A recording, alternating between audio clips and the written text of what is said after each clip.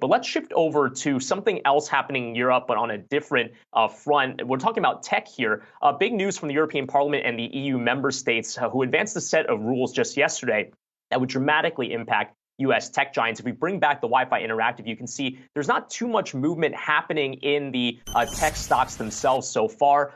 Apple, not really unchanged. It's up about 0.1%. Microsoft and Google, about down 0.5%. Amazon, up 0.3%. The NASDAQ, again, underperforming the S&P 500 today. But this is all after the news from the EU and the European Parliament that would effectively advance these rules that could force Apple, Meta, the other stocks that I mentioned here, to really break down some of the walls that they have around their systems that would effectively require them to allow competitors to have other app stores, other messaging apps available. So let's dive a little bit deeper into exactly what's going on here as we take the Wi-Fi Interactive down with our esteemed panel for the top of this 11 a.m. where we have Nikolas Guggenberger, Yale Information Society Project Executive Director, alongside John Yoon, Global Antitrust Institute Deputy Executive Director, for this conversation. It's great to have both of you gentlemen on the show this morning.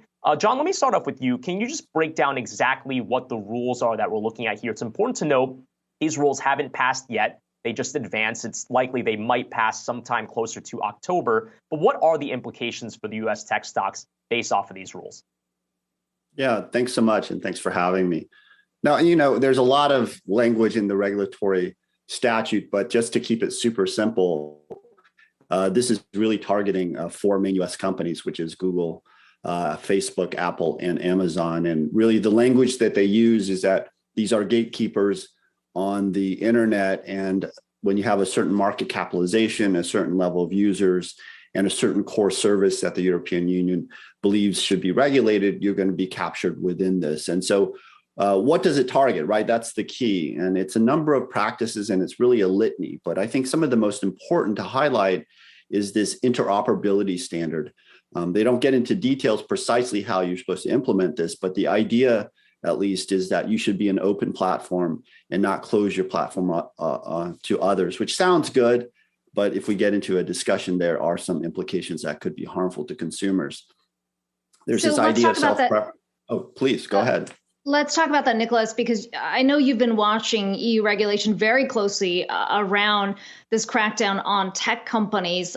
Fundamentally, how does this shift the way these big tech companies operate on the continent?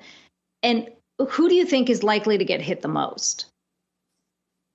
So first of all, thank you so much for having me. And this piece of legislation, the Digital Markets Act, can really be a game changer for how digital markets work in Europe. And the main change is really that these digital gatekeepers can no longer function as economic toll bridges, imposing their conditions with a take it or leave it offer for people who want to operate on top of their platforms or who want to interoperate with them, that is to change information, to interlink their services.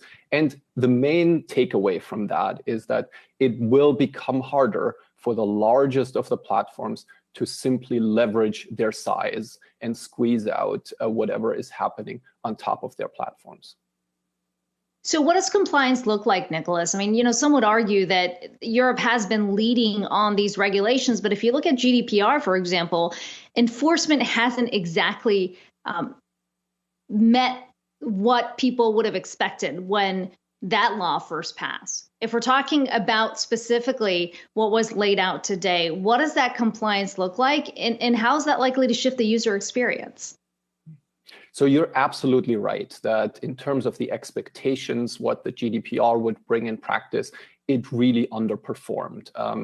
And it underperformed for a variety of reasons. One reason certainly is the fact that the GDPR is a process compliance regime. So that means it has very little substantive limitations, but it requires data processors to install and follow certain internal processes, compliance processes.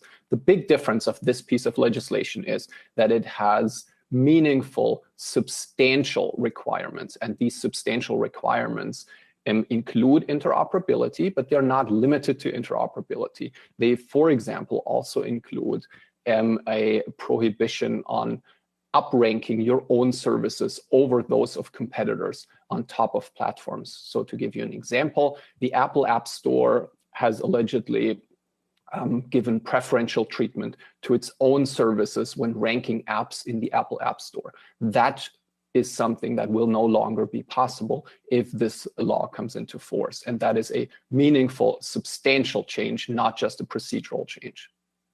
I want to turn this question back to you, John. I mean, you heard what Nikolas was just saying about the App Store, for example. I mean, this is really all about self-preferencing, which I understand you kind of highlighted in your note here. But I guess one challenge is, doesn't every company, large or small, want to drive customers to the products that it offers? So how is it possible that the EU is going to be able to really enforce this? Because that's a little bit of an ambiguous line.